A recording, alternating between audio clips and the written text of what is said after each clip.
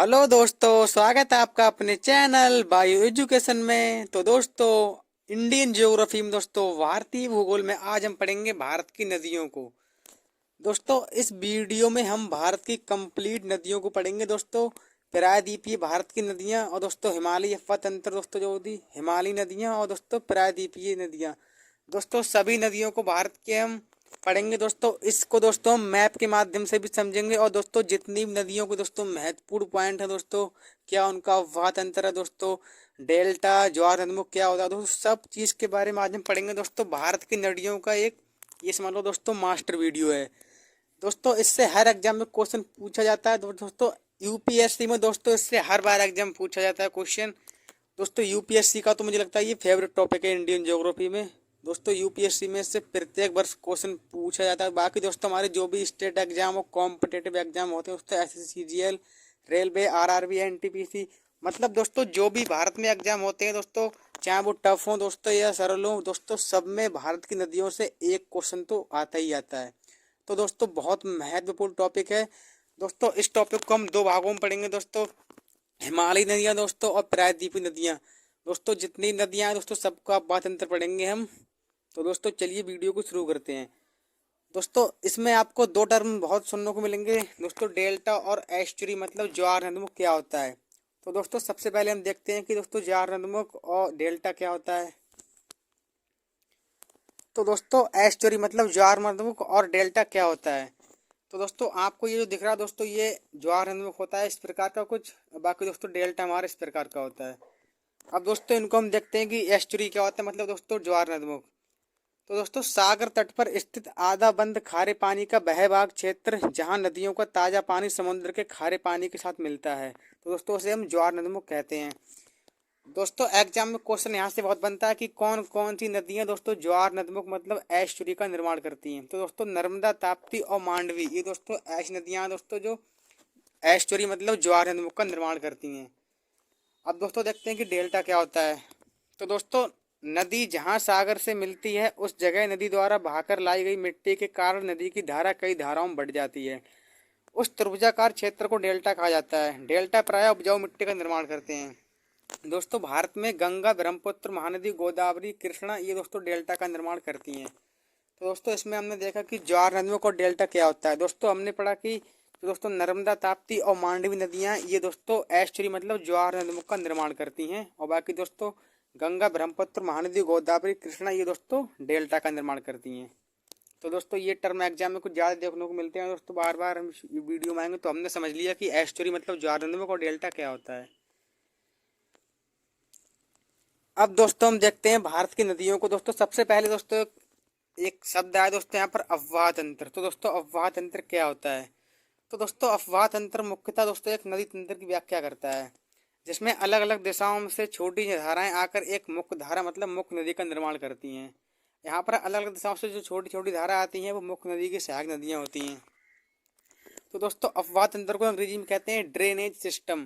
तो दोस्तों हमने पढ़ा कि दोस्तों अफवाह तंत्र एक नदी तंत्र की व्याख्या करता है, जिसमें अलग अलग दिशाओं से छोटी छोटी धाराएं आकर एक मुख्य धारा मतलब उस नदी का निर्माण करती हैं।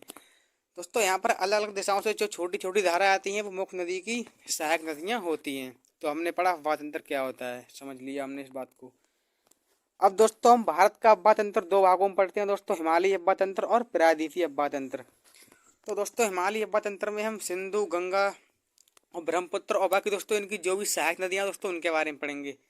बाकी दोस्तों प्रायद्वीपीय अफवाह तंत्र में हम नर्मदा, ताप्ती, महानदी, गोदावरी, कृष्णा, कावेरी और बाकी दोस्तों इनकी जो भी सहायक नदियाँ हैं उन सब के बारे में पढ़ेंगे। और बाकी दोस्तों कुछ अन्य नदियाँ भी दोस्तों जिससे एग्जाम में क्वेश्चन पूछा जाता है। तो दोस्तों हम कुछ अन्य नदियों से भी संबंधित महत्वपूर्ण इसमें दोस्तों उनको बारे में पढ़ेंगे। दोस्तों अब भारत के अफवाह तंत्र को हम दो भागों में पढ़ते हैं नदियों को, मतलब दोस्तों हिमालयी अफवाह तंत्र और प्रायद्वीपीय अफवाह तंत्र। तो दोस्तों हम शुरुआत करते हैं हिमालयी अफवाह तंत्र से। तो दोस्तों हिमालयी अफवाह तंत्र में सबसे पहले आती है सिंधु नदी तंत्र। तो दोस्तों देखते हैं सिंधु नदी तंत्र के बारे में। दोस्तों सिंधु नदी तीन देशों में होकर बहती है, चीन, भारत और पाकिस्तान। दोस्तों चीन के तिब्बत स्थित मानसरोवर झील के निकट से इसका उद्गम होता है और उत्तर पश्चिम दिशा में बहती हुई ये नदी भारत के लद्दाख के दमचौक के पास से भारत में प्रवेश करती है। आगे बहती हुई ये नदी गिलगित से होते हुए दर्दिस्तान के पास पाकिस्तान में प्रवेश करती है और कराची के पूर्व से होते हुए अरब सागर में मिल जाती हैं। दोस्तों इस नदी की कुल लंबाई कितनी दोस्तों, तो इस नदी की कुल लंबाई है 2880 किलोमीटर। तो ये दोस्तों आप देखिए जो सिंधु नदी है दोस्तों, यहाँ पर दोस्तों चीन तिब्बत के दोस्तों मानसरोवर से इनका उद्गम होता है। और बाकी दोस्तों ये चीन होते हुए दोस्तों भारत में और पाकिस्तान होते हुए दोस्तों यहाँ पर अरब सागर में मिल जाती हैं। तो ये दोस्तों पूरा सिंधु नदी है दोस्तों, आप उसको मैप में देख सकते हैं। हमने आपसे पहले ही कहा था कि दोस्तों हम इस टॉपिक को मैप के माध्यम से भी समझेंगे। तो दोस्तों सिंधु नदी बेसिकली 3 देशों में होकर बहती है, चीन, भारत और पाकिस्तान। दोस्तों इसका उद्गम कहाँ से होता है, चीन के तिब्बत स्थित मानसरोवर झील से। दोस्तों इसकी लंबाई कुल कितनी है, 2880 किलोमीटर। और दोस्तों ये कहाँ पर गिरती है दोस्तों, अरब सागर में गिर जाती हैं। आगे देखते हैं दोस्तों सिंधु नदी से संबंधित कुछ महत्वपूर्ण बातें। दोस्तों एग्जाम में पूछा गया था कि दोस्तों लेह शहर सिंधु नदी के किस तट पर है। तो दोस्तों आपको ध्यान रखना है कि भारत का लेह शहर है वो सिंधु नदी के दाएं तट पर स्थित है। दोस्तों एसएससी में ये क्वेश्चन पूछा गया था, इसीलिए मैंने आपको ये बता दिया इसमें। बाकी दोस्तों सिंधु नदी के अरब सागर में मिलने से पहले इसमें 5 प्रमुख नदियां आकर मिलती हैं। दोस्तों कौन कौन सी मिलती हैं, चेनाब, झेलम, रावी, ब्यास और सतलज। तो ये दोस्तों सिंधु नदी की सहायक नदियां भी हो गई जब दोस्तों इसमें मिलती हैं। तो दोस्तों हमने पढ़ा इसमें कि भारत का लेह शहर सिंधु नदी के दाएं तट पर स्थित है। और दोस्तों अरब सागर में मिलने से पहले सिंधु नदी में 5 नदियां आकर मिलती हैं, चेनाब, झेलम, रावी, ब्यास और सतलज नदी। दोस्तों ये आप मैप में देख लीजिए दोस्तों उनकी स्थिति। ये सिंधु नदी हमारी दोस्तों, उसमें झेलम मिलती है, ये चेनाब मिलती है, ब्यास, सतलज और बाकी दोस्तों रावी। और दोस्तों ये चीन से इसका मतलब चीन की स्थित मानसरोवर झील से उद्गम होता है। और दोस्तों ये पाकिस्तान होते हुए अरब सागर में मिल जाती है, भारत और पाकिस्तान होते हुए। तो अब दोस्तों हम देखते हैं जो उनकी सहायक नदी दोस्तों मिलती हैं उनके बारे में कुछ देखते हैं। दोस्तों सबसे पहले देखते हैं चेनाब नदी। दोस्तों ये सिंधु नदी की सबसे बड़ी सहायक नदी है। इसका उद्गम हिमाचल प्रदेश के केटुएल लारा दर्रे से होता है। हिमाचल प्रदेश में इस नदी का निर्माण 2 नदी चंद्रा और भागा नदी से होता है, इसलिए इसे चंद्रभागा के नाम से जाना जाता है चेनाब को। दोस्तों ये नदी पाकिस्तान में जाकर सिंधु नदी से मिल जाती है। सिंधु में मिलने से पहले इसमें झेलम, रावी, सतलज, ब्यास नदियां आकर मिलती हैं। अब दोस्तों इसमें जो महत्वपूर्ण बात है दोस्तों की, जो दोस्तों हमारी सिंधु नदी है दोस्तों उसकी सबसे बड़ी सहायक नदी कौन सी है, चेनाब, जिसका उद्गम स्थल कहाँ से होता है, हिमाचल प्रदेश के केटुएल लारा दर्रे से।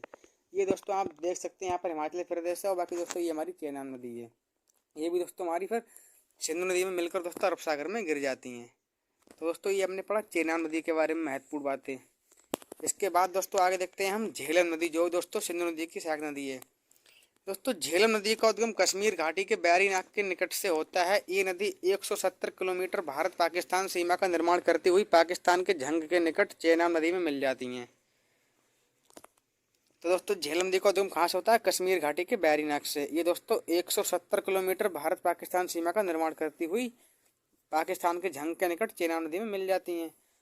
तो दोस्तों ये हमने पढ़ा झेलम नदी के बारे में। अब देखते हैं हम रावी नदी के बारे में।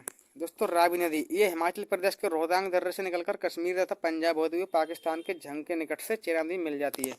दोस्तों जो भी इसकी हम सहायक नदियाँ पढ़ते हैं दोस्तों, पढ़ रहे हैं दोस्तों, इनसे भी एग्जाम में क्वेश्चन कई बार पूछा गया है, इसलिए दोस्तों ये पढ़ना बहुत महत्वपूर्ण है। दोस्तों भारत के मैप में इनकी स्थिति अलग रखते हैं दोस्तों। तो झेलम और रावी ये दोस्तों यहाँ पर सिंधु नदी में आकर मिल रही हैं। दोस्तों आप इसको देख सकते हैं मैप के माध्यम से, क्योंकि दोस्तों मैप से हमें चीज़ें कुछ आसानी समझ में आती हैं। और दोस्तों आपको भारत के मैप का ज्ञान होना बहुत आवश्यक है अगर आप इंडियन ज्योग्राफी पढ़ते हैं। तो दोस्तों आगे देखते हैं कुछ इसकी प्रमुख नदी दोस्तों। जैसे सिंधु नदी की दोस्तों प्रमुख नदी सतलुज नदी भी है दोस्तों, ये भी इसमें आकर मिलती है। तो अब हम पढ़ते हैं सतलुज नदी के बारे में।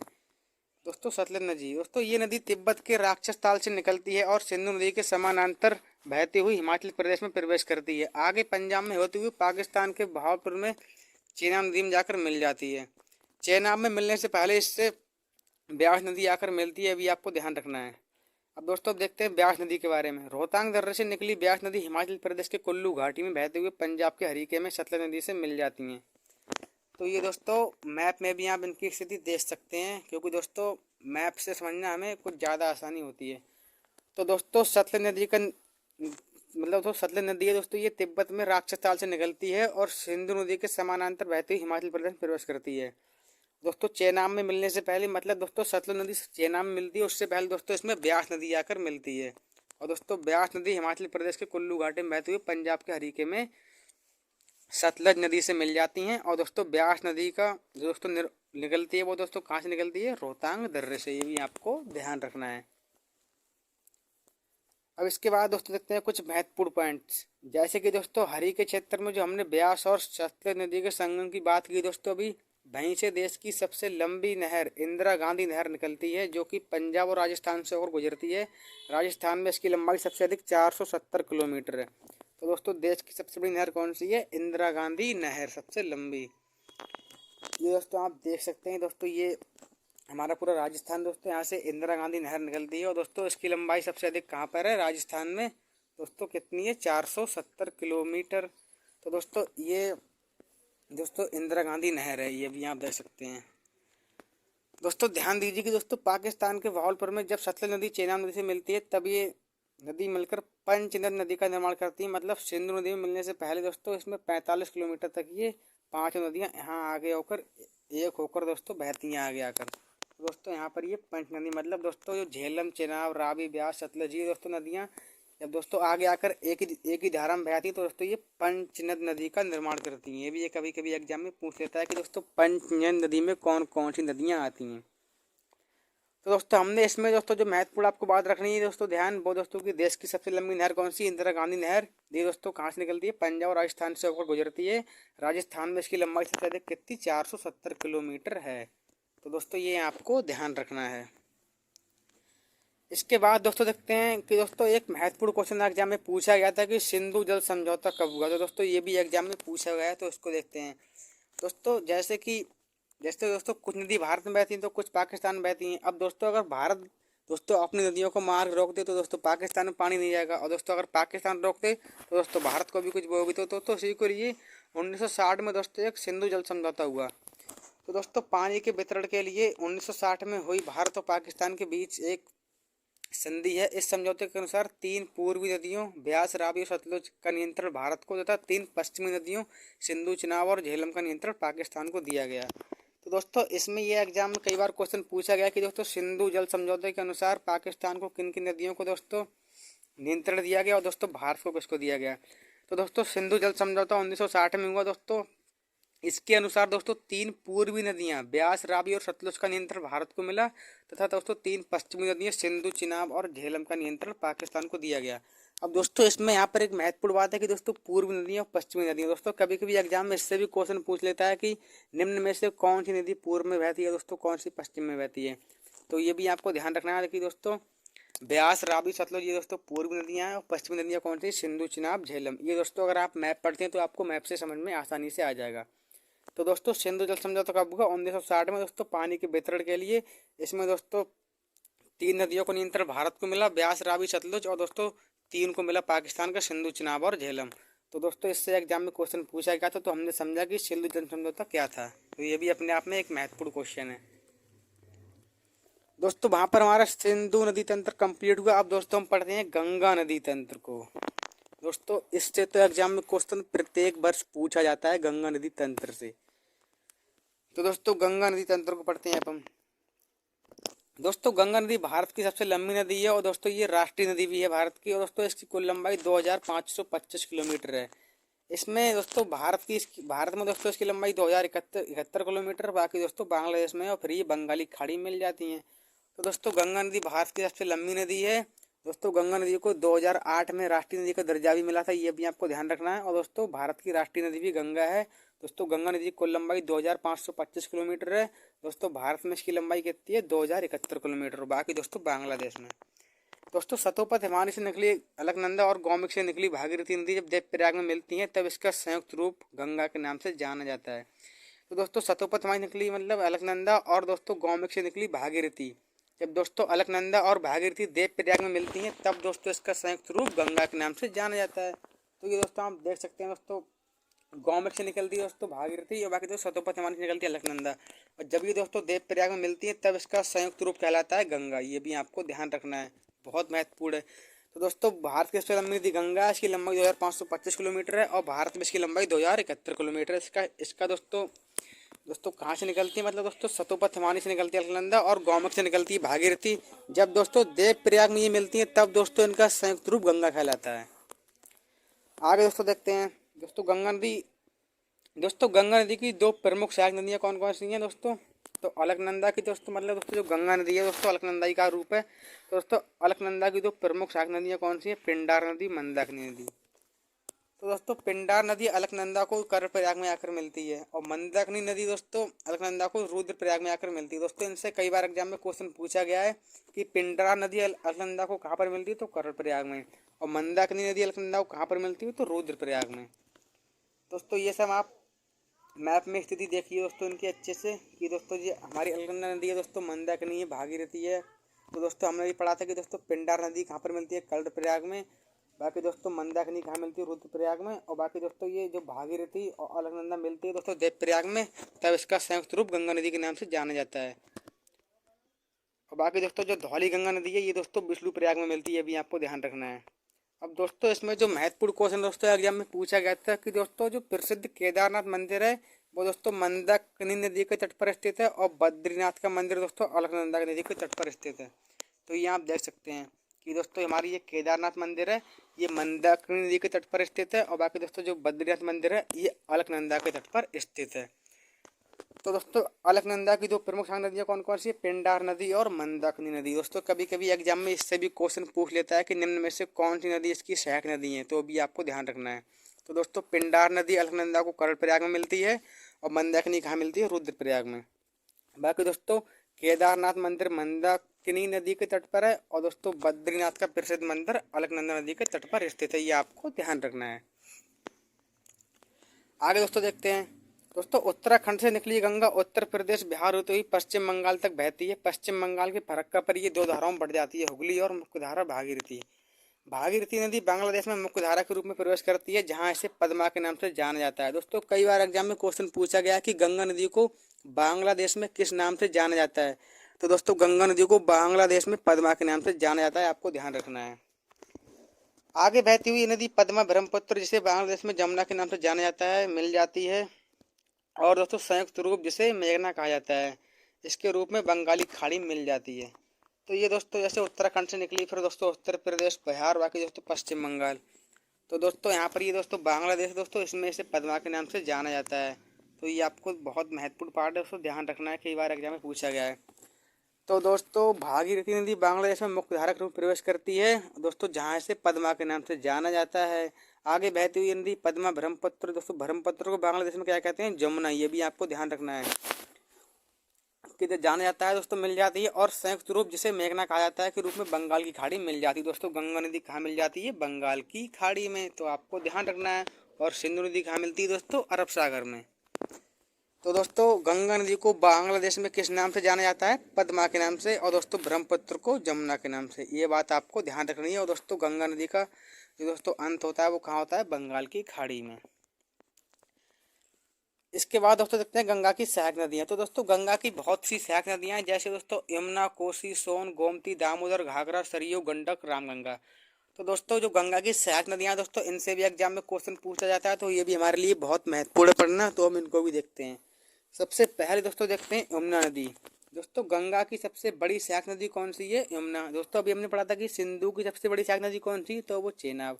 दोस्तों उसी प्रकार गंगा की सबसे बड़ी सहायक नदी कौन सी है? यमुना, जो उत्तराखंड के बंदरपूछ चोटी पर स्थित यमुनोत्री हिमानी से निकलती है। ये नदी उत्तराखंड से हरियाणा, दिल्ली, उत्तर प्रदेश से बहते हुए प्रयागराज मतलब इलाहाबाद में गंगा से जाकर मिल जाती हैं। दोस्तों एग्जाम में क्वेश्चन पूछा गया था एसएससी में कि यमुना नदी का प्राचीन नाम क्या है? तो दोस्तों यमुना नदी का प्राचीन नाम क्या है? कालिंदी।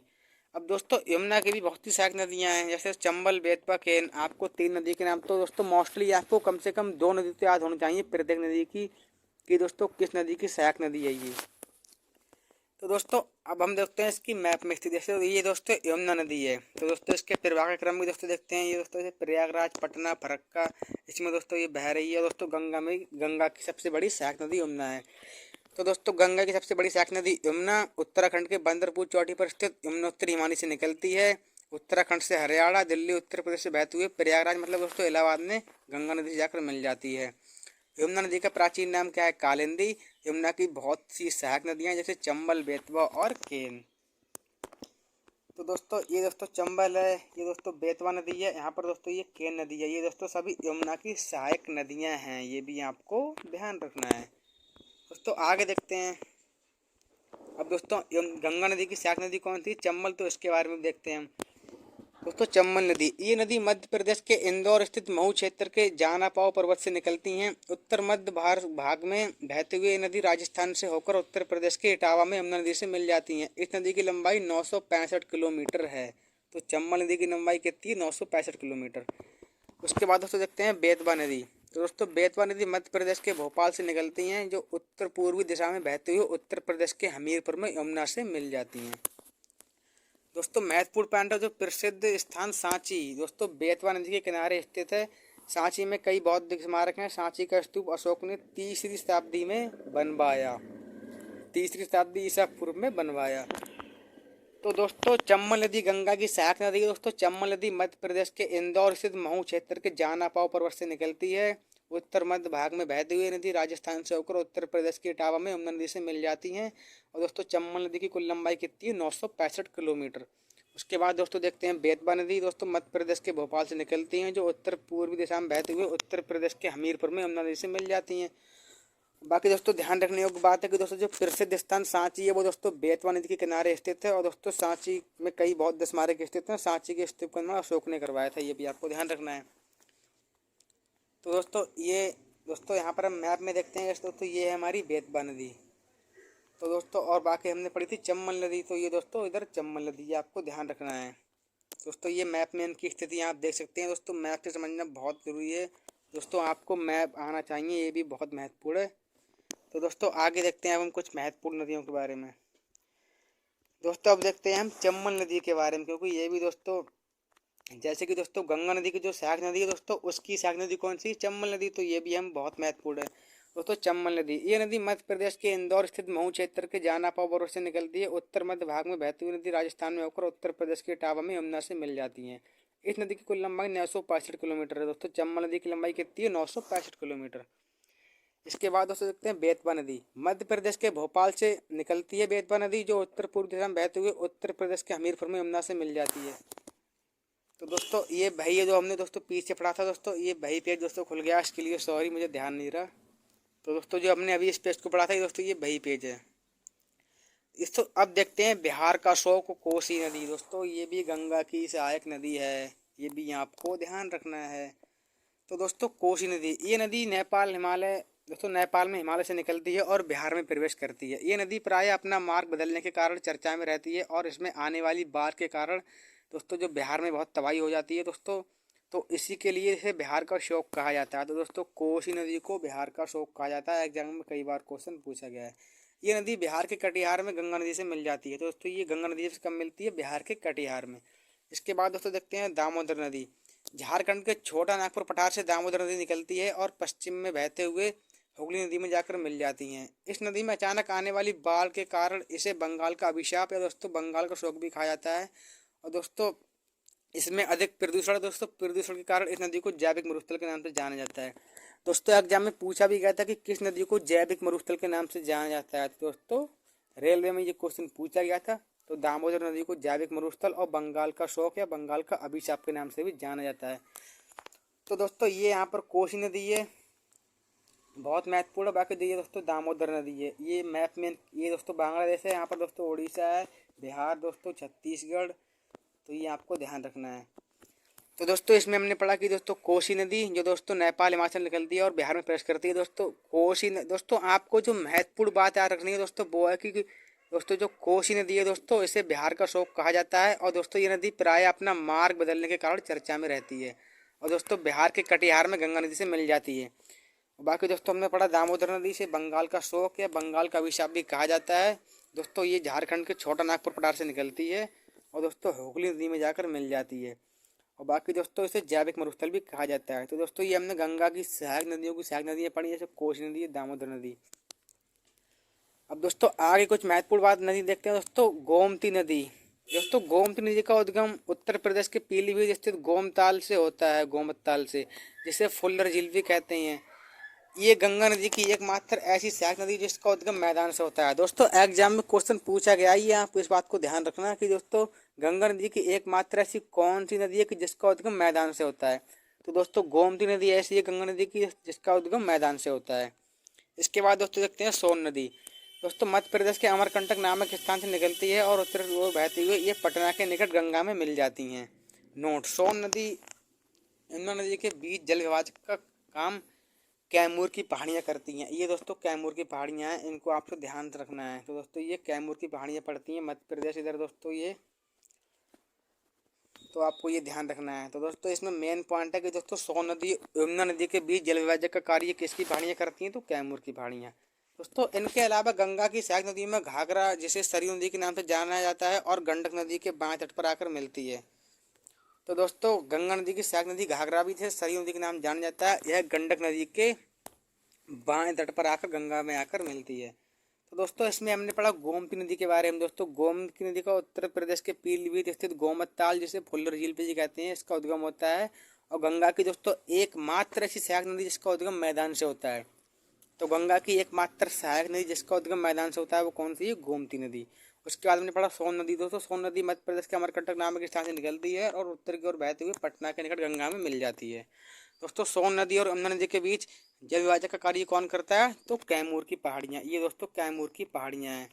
तो दोस्तों आप मैप में देखिए दोस्तों, यहाँ पर गंगा नदी, गोमती, घाघरा, गंडक, कोसी, पद्मा, ब्रह्मपुत्र बांग्लादेश है दोस्तों ये हमारा।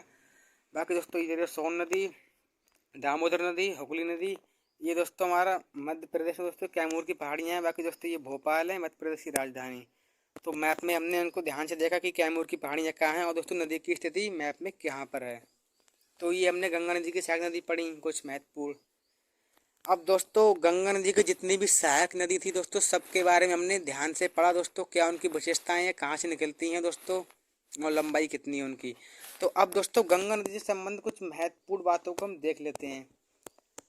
दोस्तों एग्जाम में अक्सर क्वेश्चन पूछा जाता है, दोस्तों पूछा भी गया कि कौन सी नदी गंगा नदी के दाएं तट पर आकर मिलती है और कौन सी नदी गंगा के बाएं तट पर आकर मिलती है। तो दोस्तों आपको ध्यान रखना है दोस्तों, यमुना, सोन, टोंस ये दोस्तों गंगा नदी के दाएं तट पर आकर मिलती है, और गोमती, गंडक, घाघरा, कोसी ये दोस्तों गंगा नदी के बाएं तट पर आकर मिलती है।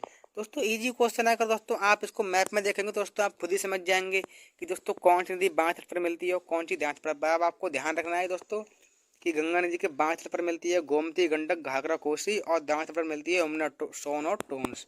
तो ये महत्वपूर्ण बातें थी दोस्तों। मैंने आपको बताया था कि दोस्तों गंगा नदी को 2008 में राष्ट्रीय नदी का दर्जा दिया गया और दोस्तों ये भारत की राष्ट्रीय नदी है। गंगा नदी के किनारे बसा सबसे बड़ा शहर दोस्तों कौन सा है, कानपुर। ये दोस्तों 2011 की जनगणना के अनुसार हम देख सकते हैं, देख रहे हैं कि दोस्तों गंगा नदी के किनारे सबसे बड़ा बसा शहर कौन सा है, कानपुर दोस्तों उत्तर प्रदेश में है। दोस्तों बात करें गंगा के प्रवाह के क्रम की, तो दोस्तों उत्तराखंड से निकलती है, उत्तर प्रदेश होती है, उसके बाद दोस्तों बिहार में, फिर दोस्तों पश्चिम बंगाल में, और बाकी दोस्तों बांग्लादेश में बहते हुए बंगाली खाड़ी में गिर जाती हैं। तो दोस्तों गंगा नदी के प्रवाह क्रम कौन सा है, उत्तराखंड से उत्तर प्रदेश, उत्तर प्रदेश से बिहार, और बिहार से पश्चिम बंगाल। तो ये दोस्तों गंगा नदी की कुछ महत्वपूर्ण बातें थी। तो दोस्तों यहाँ पर हमारा गंगा नदी तंत्र खत्म होता है, जिसको हमने ध्यानपूर्वक पढ़ा, मैप के माध्यम से भी क्या उसकी सहायक नदियाँ हैं, सब कुछ पढ़ा। अब दोस्तों हम पढ़ते हैं ब्रह्मपुत्र नदी तंत्र। तो दोस्तों एक बार आप मैप में इसकी स्थिति देख लें, ये दोस्तों ब्रह्मपुत्र नदी है, जिसे दोस्तों तिब्बत में इरलुंग जंगबो कहा जाता है। दोस्तों ये अरुणाचल प्रदेश में होती है, असम होती है, बांग्लादेश में मिल जाती हैं, उसके बाद बंगाली खाड़ी में गिर जाती हैं। तो दोस्तों ब्रह्मपुत्र नदी तंत्र के बारे में हम पढ़ते हैं। दोस्तों ब्रह्मपुत्र नदी, ये नदी तिब्बत, भारत और बांग्लादेश से होकर बहती है।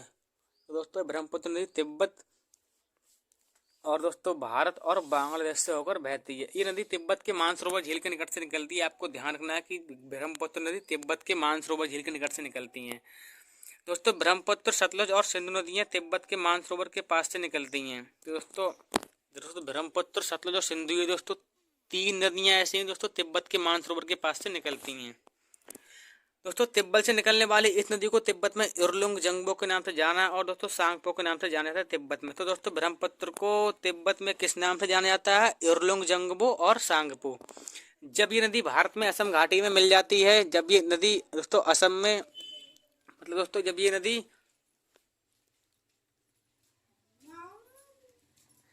नदी दोस्तों असम घाटी में प्रवेश करती है, जहां इसे ब्रह्मपुत्र के नाम से जाना जाता है। इस नदी को अरुणाचल प्रदेश में ध्यांग के नाम से जाना जाता है, ये आपको ध्यान रखना है।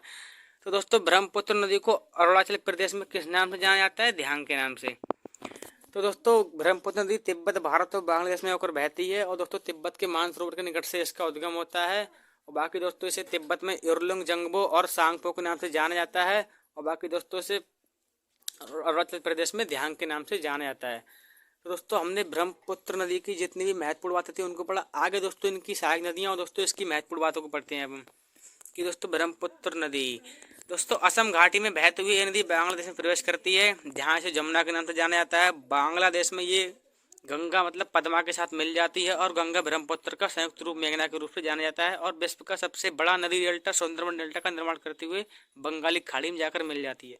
तो दोस्तों विश्व का सबसे बड़ा डेल्टा कौन सा है? सुंदरबन डेल्टा। यह दोस्तों पश्चिम बंगाल में है और इसका निर्माण गंगा और ब्रह्मपुत्र नदियों द्वारा होता है। अब दोस्तों देखते हैं ब्रह्मपुत्र की सहायक नदियां। तो दोस्तों तिस्ता, सुबनसिरी, कमेंग, मानस, दिबांग, लोहित, बराक और कपली ये दोस्तों ब्रह्मपुत्र की सहायक नदियां हैं। दोस्तों तिस्ता, सुमनश्री, कमेंग, मानस, दिबांग ये दोस्तों दाएं तट की ओर है गंगा ब्रह्मपुत्र की सहायक नदियां। और लोहित, बराक, दिबांग और ये दोस्तों बाएं तट से मिलती हैं ब्रह्मपुत्र नदी में। तो दोस्तों ये आप देख सकते हैं सुबनसिरी, तिस्ता, मानस, कमेंग, दिबांग, लोहित, कपली, बराक ये दोस्तों सभी ब्रह्मपुत्र की सहायक नदियां हैं। तो ये आप ध्यान से देख सकते हैं। जैसे कि दोस्तों अरुणाचल प्रदेश है ये हमारा, दोस्तों यहाँ पर असम में ये कपली, मानस, तिस्ता, कमेंग, बराक सभी दोस्तों नदियाँ हैं दोस्तों, ये ब्रह्मपुत्र की सहायक नदियाँ हैं। तो दोस्तों ब्रह्मपुत्र नदी दोस्तों विश्व की सबसे बड़ी नदी डेल्टा दोस्तों विश्व की सबसे बड़ी नदी डेल्टा सुंदरबन डेल्टा का निर्माण करती हैं और सुंदरबन डेल्टा कहाँ पर है? पश्चिम बंगाल में। और दोस्तों सुंदरबन डेल्टा का निर्माण गंगा और ब्रह्मपुत्र नदी के द्वारा होता है। इसके बाद दोस्तों ब्रह्मपुत्र नदी की कुछ महत्वपूर्ण बातों को देखते हैं और दोस्तों इसकी जो सहायक नदियाँ हैं उनकी कुछ महत्वपूर्ण बातों को देखते हैं। तो दोस्तों तिस्ता नदी का तिस्ता नदी दोस्तों इसकी सहायक नदी दोस्तों तिस्ता नदी का उद्गम सिक्किम से होता है, पश्चिम बंगाल से होती हुई बांग्लादेश में प्रवेश करती है और वहाँ ब्रह्मपुत्र में मिल जाती है। लोहित नदी को दोस्तों खून की नदी के नाम से जाना जाता है, बहुत महत्वपूर्ण, एग्जाम में कई बार क्वेश्चन इससे पूछा गया है।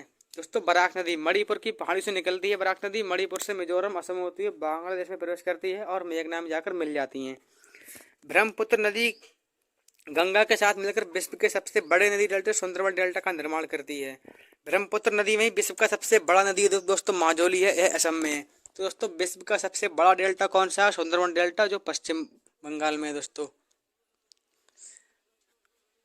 और दोस्तों हमने ये पढ़ा कि दोस्तों विश्व का सबसे बड़ा नदी द्वीप कौन सा है दोस्तों? वर्ल्ड लार्जेस्ट रिवर आइलैंड कौन सा है? वो माजुली है, यह दोस्तों असम में है और ब्रह्मपुत्र नदी का स्थित है दोस्तों। तो दोस्तों खून की नदी लोहित नदी और दोस्तों विश्व का सबसे बड़ा डेल्टा सुंदरबन डेल्टा। विश्व का सबसे बड़ा नदी द्वीप दोस्तों जो माजुली है यह ब्रह्मपुत्र नदी पर है और दोस्तों असम में स्थित है। तो दोस्तों ये ब्रह्मपुत्र नदी की जो कुछ महत्वपूर्ण बातें थी और दोस्तों इसकी सहायक नदी की जो महत्वपूर्ण बातें थी उनको हमने पढ़ा। अब दोस्तों यहाँ पर हमारा हिमालयी नदी अपवाह तंत्र दोस्तों खत्म होता है। हिमालयी नदी तंत्र जिसमें दोस्तों हमने गंगा नदी, सिंधु नदी और दोस्तों ब्रह्मपुत्र नदी के बारे में पढ़ा और दोस्तों इनकी जो भी सहायक नदियाँ थी दोस्तों सबके बारे में हमने पढ़ा।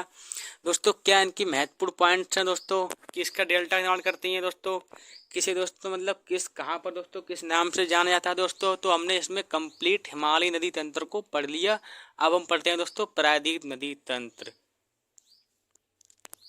दोस्तों प्रायद्वीपीय नदी तंत्र दोस्तों हिमालयी नदी तंत्र की तुलना में प्रायद्वीपीय नदी तंत्र बहुत अधिक पुराना है। दोस्तों आप ये ना समझें कि दोस्तों हिमालयी नदी तंत्र ही पुराना है, दोस्तों प्रायद्वीप नदी तंत्र की तुलना में बहुत अधिक पुराना है।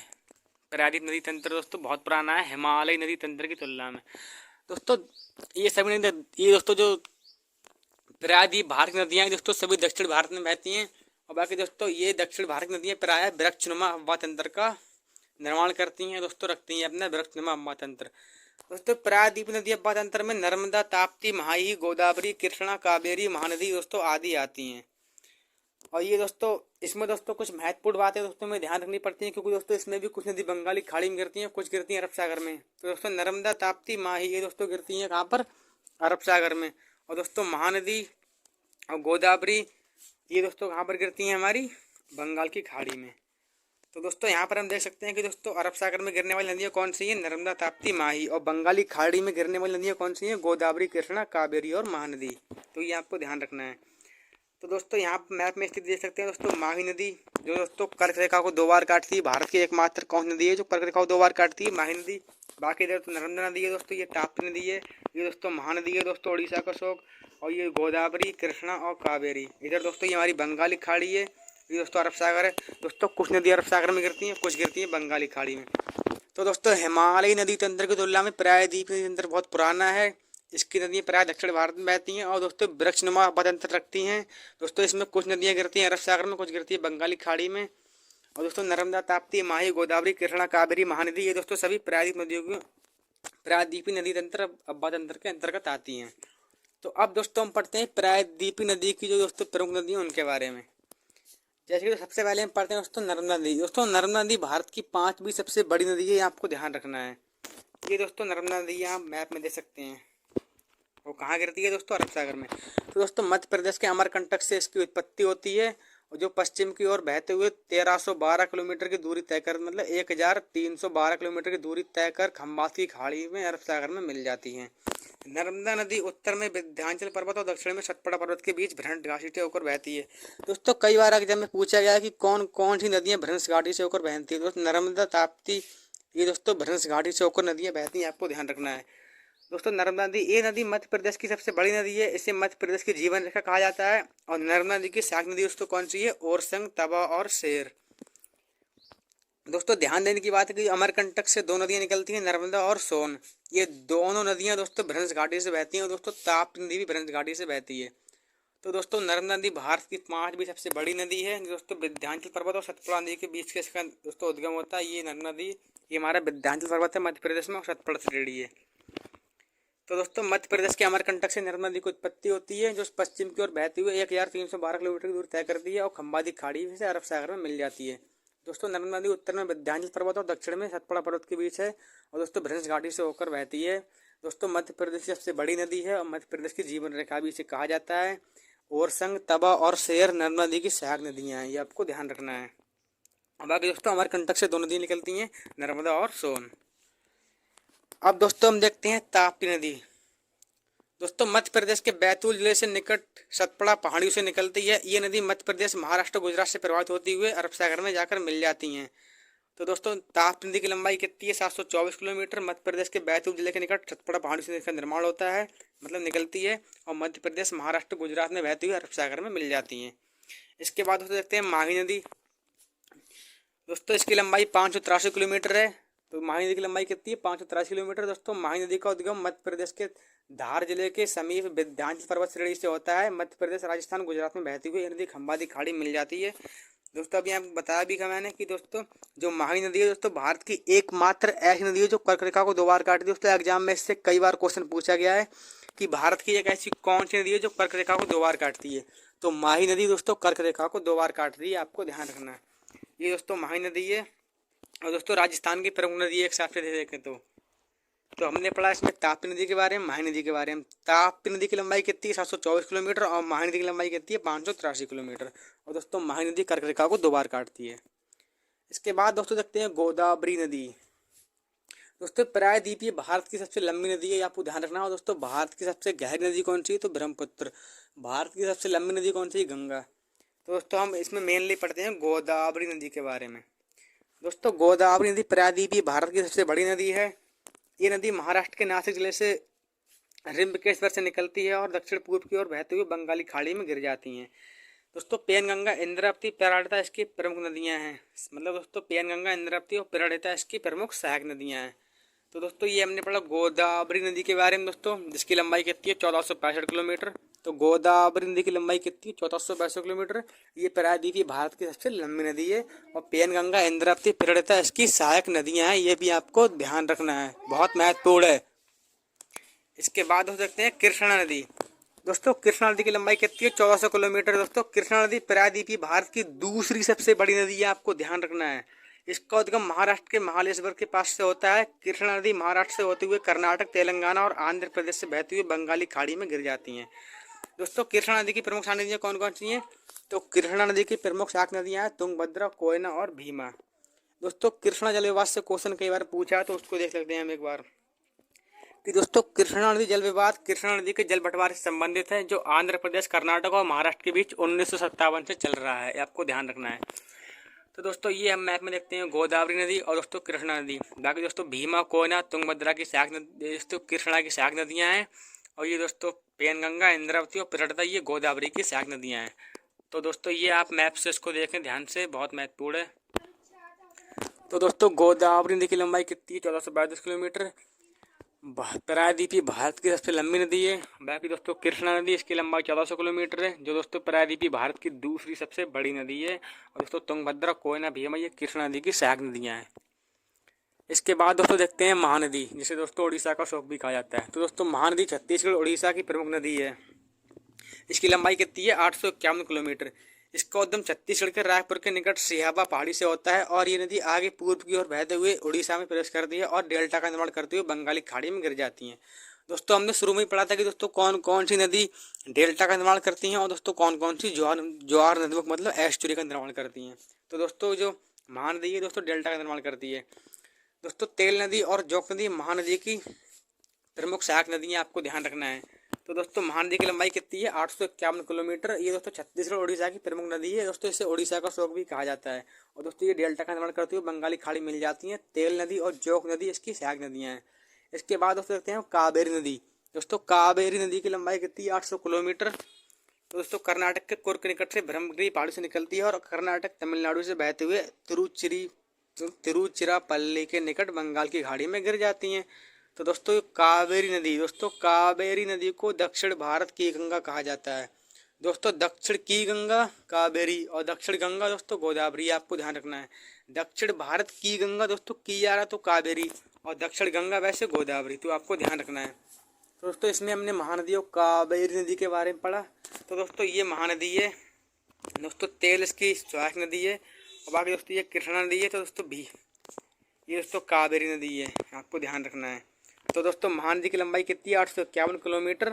और कावेरी नदी की लंबाई कितनी है? 800 किलोमीटर। और दोस्तों दक्षिण भारत की गंगा कहा जाता है कावेरी नदी को। कई बार इससे एग्जाम में क्वेश्चन पूछा गया है। तो इसमें हमने पढ़ा महानदी और कावेरी नदी के बारे में। और दोस्तों मैप में आप इसकी स्थिति देख सकते हैं ध्यानपूर्वक।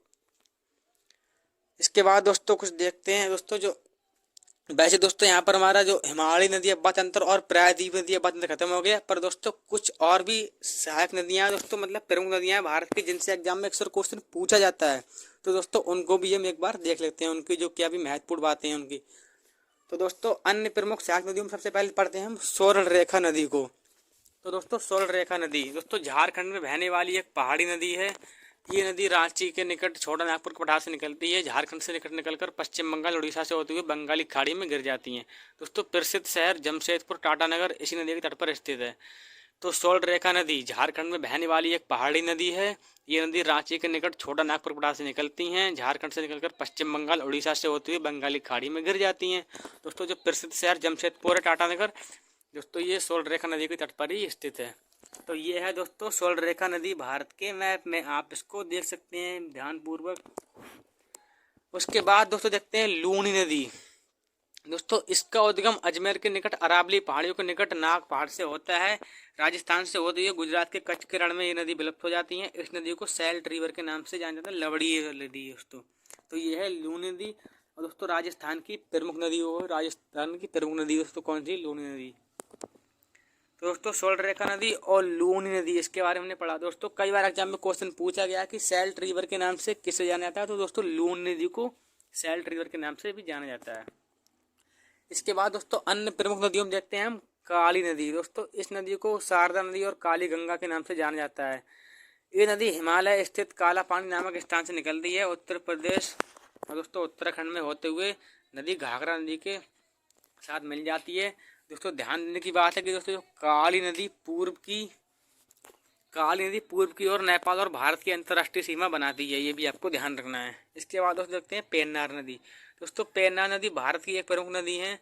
ये नदी कर्नाटक में नंददुर्ग पहाड़ी से निकलकर पूर्व की ओर 970 किलोमीटर बहकर बंगाली खाड़ी में गिर जाती हैं। तो दोस्तों ये यहाँ पर दोस्तों पेन्नार नदी है, इसकी आप मैप में स्थित है। यहाँ पर दोस्तों तमिलनाडु है और बाकी ये दोस्तों हमारा इधर आंध्र प्रदेश भी है यहीं पर, तो आपको ध्यान रखना है।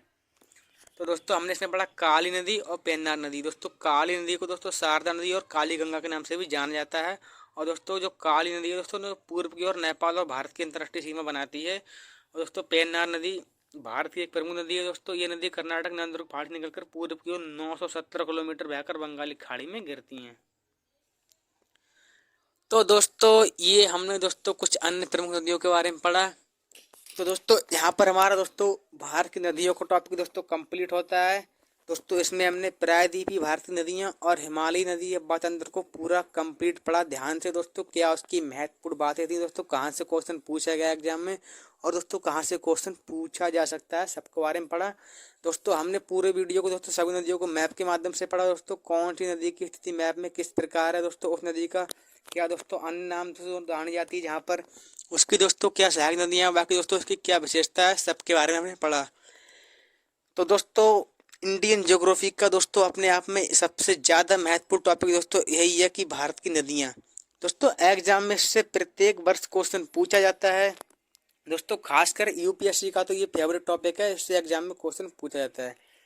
तो दोस्तों आज के वीडियो में हमने भारत की नदियों को पढ़ा दोस्तों कंप्लीट। दोस्तों पूरा मास्टर वीडियो है भारत की नदियों का। तो दोस्तों आप इसको नोट्स ज़रूर करें, क्योंकि दोस्तों अगर आप नोट्स नहीं बनाएंगे तो दोस्तों आप जितना भी याद करना चाहेंगे उतना याद नहीं कर पाएंगे। तो दोस्तों आपसे नोट्स जरूर बनाएं दोस्तों, कोई ज़्यादा बड़े नोट्स इसके नहीं बनाने की जरूरत है दोस्तों। जो भी इसके महत्वपूर्ण पॉइंट है आपको वही लिखना है दोस्तों। इस नदी का नाम, उसकी सहायक नदियाँ और उसकी लंबाई कितनी है, बस दोस्तों यही इसमें महत्वपूर्ण पॉइंट है, इन्हीं से क्वेश्चन पूछा जाता है। तो दोस्तों वीडियो कैसी लगी कमेंट करें। अगर दोस्तों आपको किसी भी टॉपिक पे वीडियो चाहिए, किसी भी सब्जेक्ट की, तो भी हमें कमेंट करें। और दोस्तों इस वीडियो में अगर आपको कुछ चीज़ समझ में नहीं आई हो दोस्तों, कहीं पर कोई दिक्कत हो दोस्तों, तो हमें आप कमेंट कर सकते हैं कि दोस्तों हमें इस टॉपिक में यहाँ पर दिक्कत आई है, आप इसको दोस्तों दोबारा समझाओ। तो दोस्तों हम उसका भी आपको करेंगे। और बाकी दोस्तों हमारे चैनल पे स्टडी से रिलेटेड कंटेंट पढ़ता रहता है दोस्तों। वीडियो कैसी लगी कमेंट करें, इसे दोस्तों नोट्स कर लें। इंडियन ज्योग्राफी के अपने आप में बहुत महत्वपूर्ण टॉपिक है, इससे एग्जाम में प्रत्येक वर्ष क्वेश्चन पूछा जाता है। तो दोस्तों आपका जो भी एग्जाम आ रहा है दोस्तों उसकी तैयारी करें दोस्तों, उसमें अच्छा परफॉर्मेंस करें। तो बाकी दोस्तों यही था हमारा आज का टॉपिक इंडियन रिवर, जिसको दोस्तों हमने ध्यानपूर्वक मैप के माध्यम से पढ़ा और अच्छे से समझा दोस्तों, अच्छे से उसकी स्टडी भी की। तो आज का हमारा टॉपिक था भारत की नदियाँ। तो दोस्तों मिलते हैं किसी नेक्स्ट वीडियो में, तब तक के लिए थैंक यू। जय हिंद, जय भारत।